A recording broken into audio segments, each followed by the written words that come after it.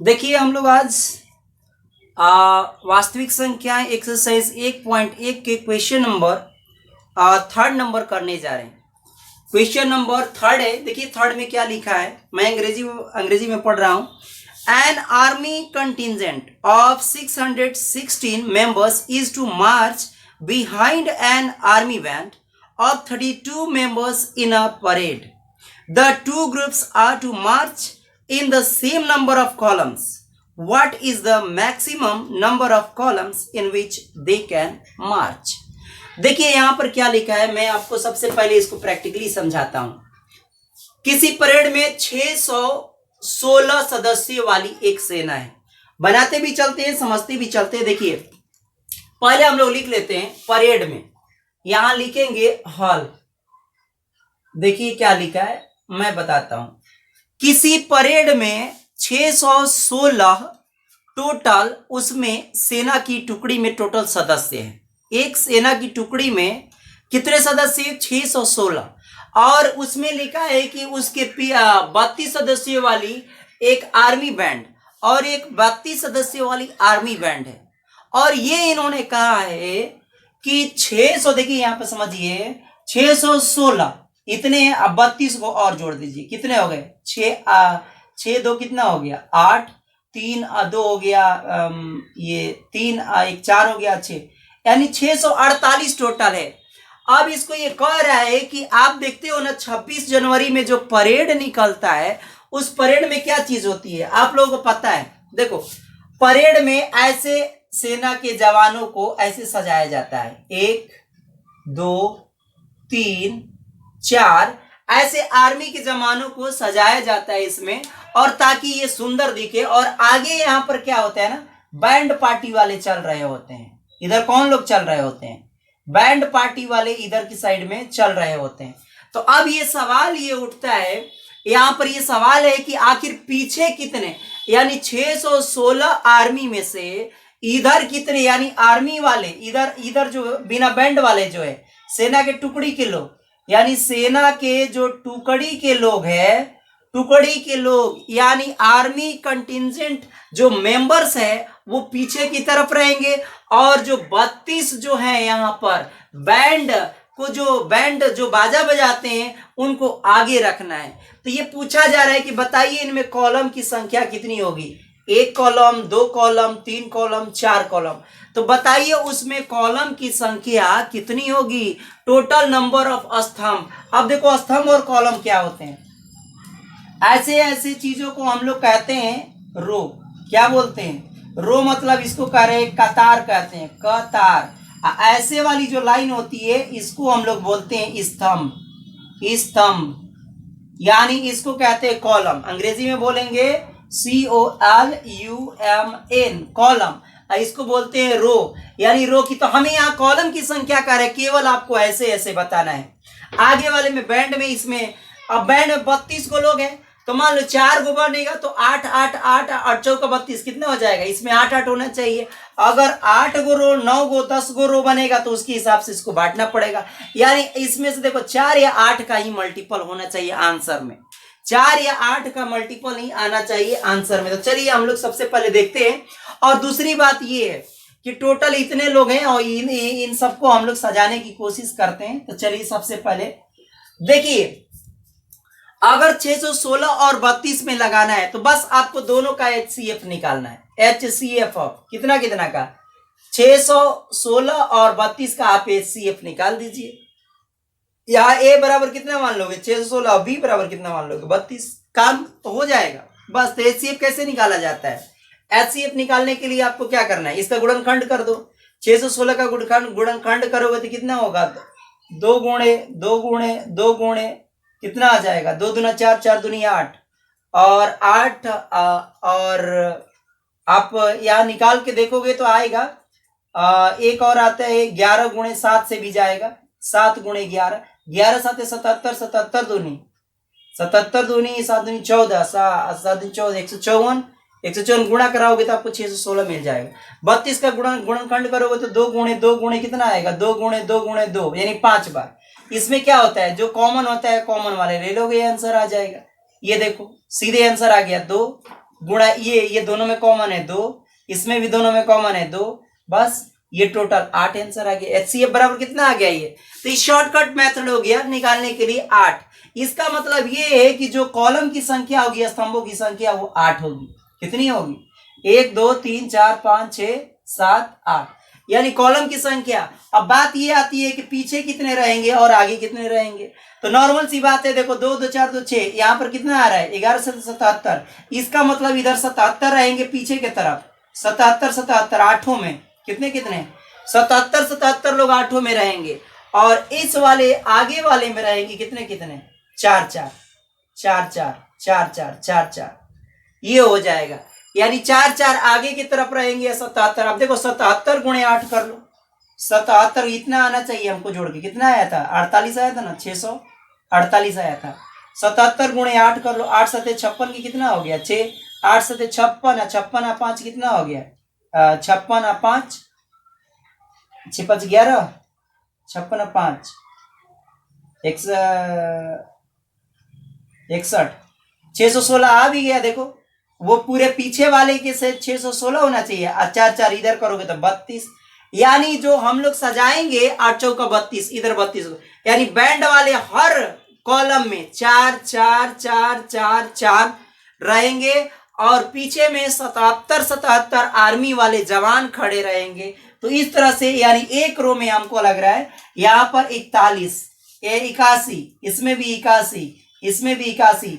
अब 81 गुणे 8 कर लो, आपको पूरे आ जाएगा। 81 गुणे 8 ये आ गया, 8 8 64, 64 ये आ गया। देखो 648। इसका मतलब ये है कि एक कॉलम में 77 पीछे रहेंगे तो 4 आगे रहेंगे, और टोटल मिलाकर एक कॉलम में 81 लोगों का होना जरूरी है। तो चलिए इस सवाल का हम HCF के माध्यम से यहाँ तो मैंने कर दिया, और इसको मैं यहाँ भी कर देता हूँ। देखिए इसको क्या करते हैं, इसको मैं मिटा देता हूं, चाहे इसको अभी हम करेंगे, देखना यही आंसर आएगा। तो पहले लिखेंगे यहाँ पर 600 सदस्यों वाली सेना, तो आर्मी की टुकड़ी में लिखेंगे, आर्मी की टुकड़ी में, आर्मी के टुकड़ी में सदस्यों की संख्या, सदस्यों की संख्या, आर्मी की टुकड़ी में सदस्यों की संख्या कितनी है? 616 है। फिर यहां से दूसरा लेते हैं, आर्मी की टुकड़ी में सदस्यों की संख्या देखो यहाँ पर 616 है, और उनके पीछे बैंड में कितने सदस्य है? आर्मी बैंड, और लिखेंगे आर्मी बैंड में सदस्यों की संख्या। दूसरा हो जाएगा आर्मी बैंड, यहां लिख लीजिए आर्मी की टुकड़ी में सदस्यों के नंबर ऑफ क्या लिखेंगे?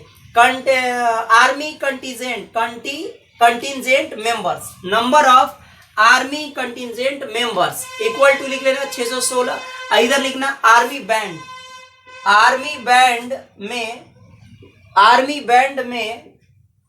बैंड में सदस्यों की संख्या, सदस्यों की संख्या कितनी हो जाएगी? आर्मी बैंड में सदस्यों की संख्या तो वो है 32 दी गई है।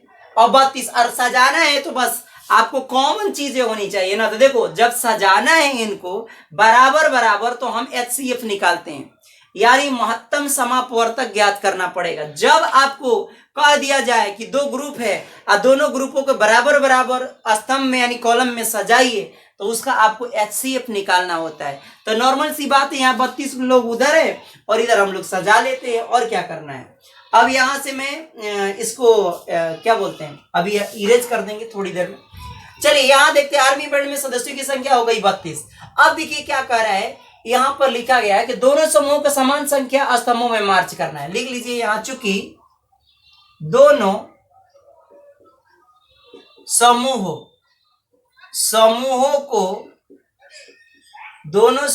को समान, यही से लिख रहा हूं, सामने से देख लो, समान संख्या, हमें तो आंसर पता चल गया है कि 8 आंसर आएगा। दोनों समूहों को समान संख्या में समान स्तंभों में मार्च करना है। समान स्तंभों मतलब कॉलम, स्तंभों में मार्च करना है। मार्च नीचे लिख देता हूँ, मार्च करना है। चलिए एक लाइन में बन जाएगा, यहीं पे बन जाएगा, चाहे लिख लेता हूँ यहाँ पे, मार्च करना है। मार्च करने का मतलब है कि एक ही में परेड में आप लोग देखते हो कैसे लाइन से आर्मी के जवान चलते हैं, या आर्मी चलती है ना ऐसे ऐसे, उसी को बोल रहा है सबको ही कि मार्च करना है, तो चलना है, मार्च करना है। तो इन्होंने कहा है कि उन स्तंभों की अधिकतम संख्या क्या होगी, इसका मतलब, इसलिए स्तंभों की अधिकतम संख्या, इसलिए स्तंभों, यहां लिख लेना, दोनों समूह को समान संख्या स्तंभों में मार्च करना है। Here two groups have to match, किसमें मार्च करना है, in same number of columns, in same number of columns में मार्च करना है। तो क्या लिखेंगे, तो यहां लिखेंगे उन स्तंभों की अधिकतम संख्या, स्तंभों की अधिकतम संख्या, maximum number of columns, maximum number of columns क्या होगा, will be equal to the HCF of 616 and 32, यानी स्तंभों की अधिकतम संख्या दोनों संख्याओं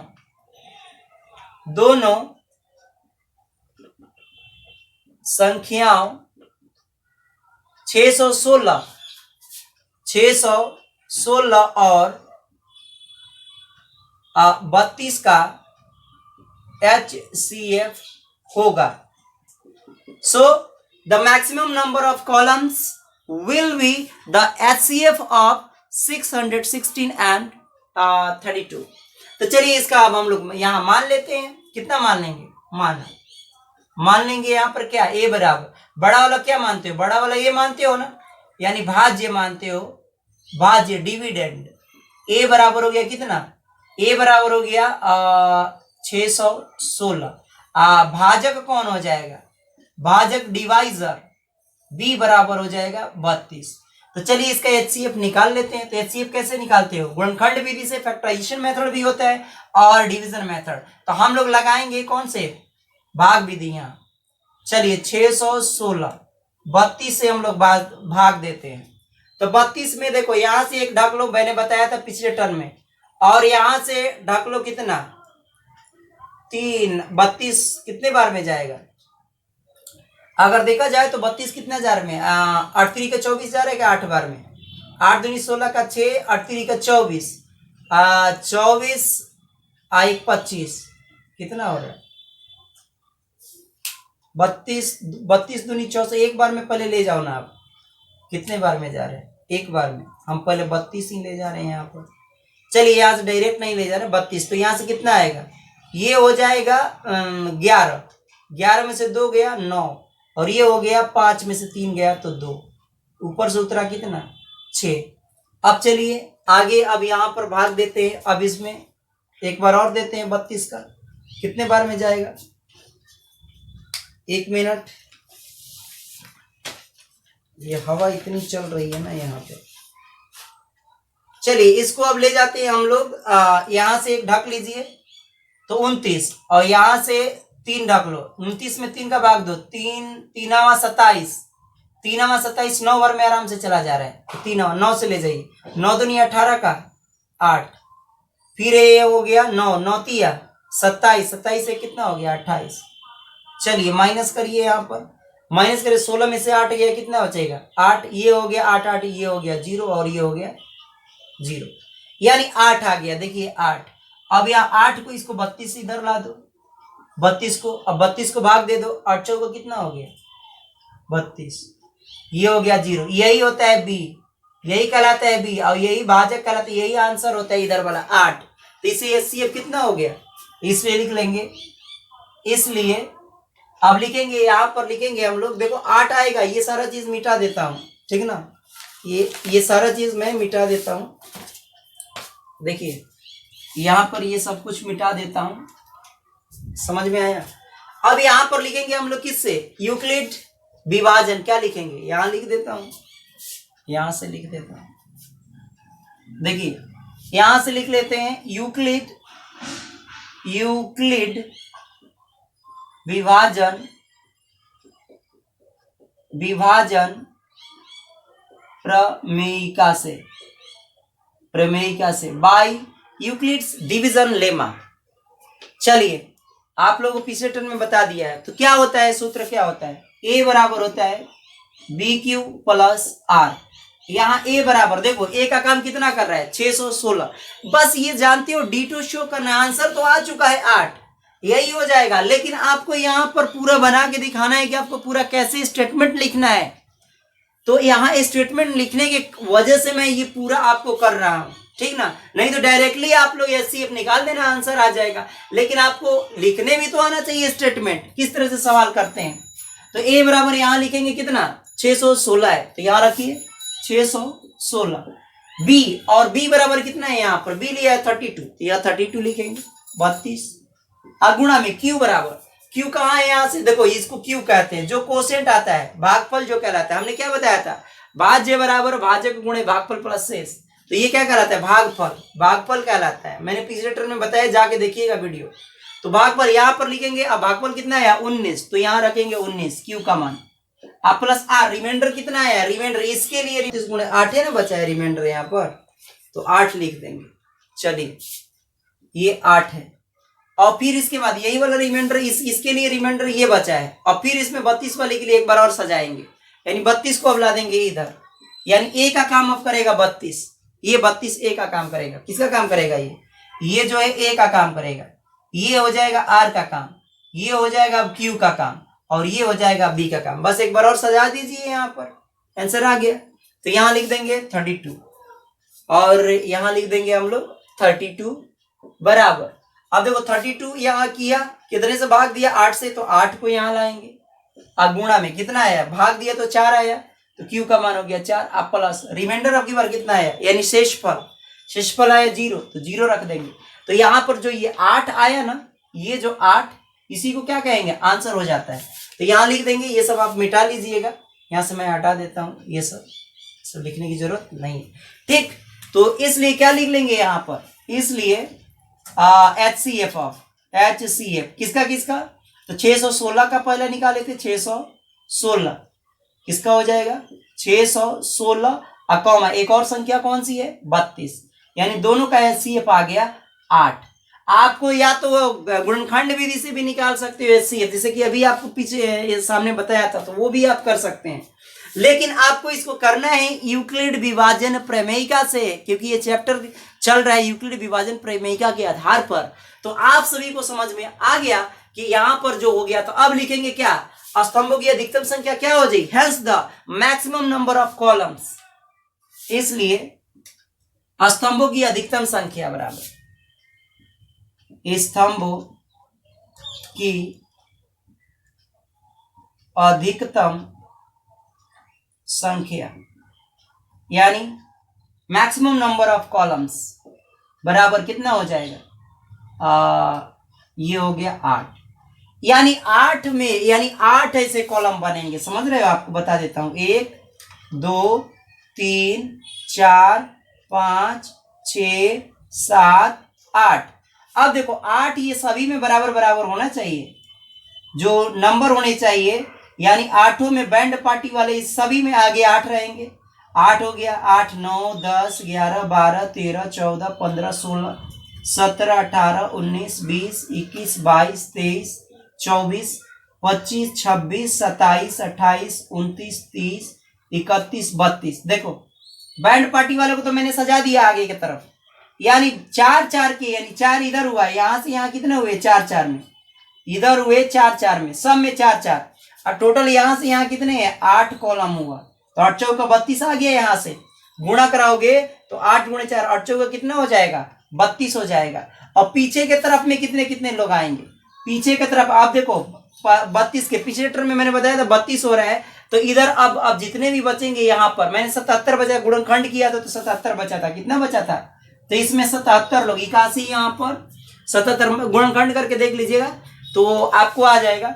इधर जो पीछे की तरफ अब रहेंगे 77 77 होंगे, यानी इधर आर्मी वाले रहेंगे और इधर बैंड पार्टी वाले 4 4 के अंतराल में रहेंगे, और इधर 77 इसमें भी 77 रहेंगे, इसमें भी 77 77 77 77 77 और टोटल अगर जोड़ोगे आप तो ये आ जाएगा 600, कितना आ जाएगा, ये टोटल ऐड करना तो 600 आ जाएगा, 600 आ जाएगा 16, और इन चार चार को जोड़ोगे 8 चौका 32, कितना हो जाएगा, और इन सब को जोड़ोगे, मैं इसको इधर लिख देता हूं, इधर हो गया 4 4 4 के अंतराल में, तो ये आ जाएगा, अगर ये 4 4 जोड़ोगे 4, इसमें हो गया 4, इसमें हो गया 4 4 4 4 4 4, अब देखो जोड़ के देख लो, टोटल जोड़ो 4 4 कितना आ गया 32, और टोटल आ गए, और इस तरह से हम लोगों ने इसको सजा दिया। तो इसी को स्तंभों की अधिकतम संख्या कितनी हुई 8, और इसमें सजाया हमने जितने भी है उन सारी चीजों को यहाँ कंप्लीट करते हैं। तो हमें लग रहा है कि ये आप सभी को ये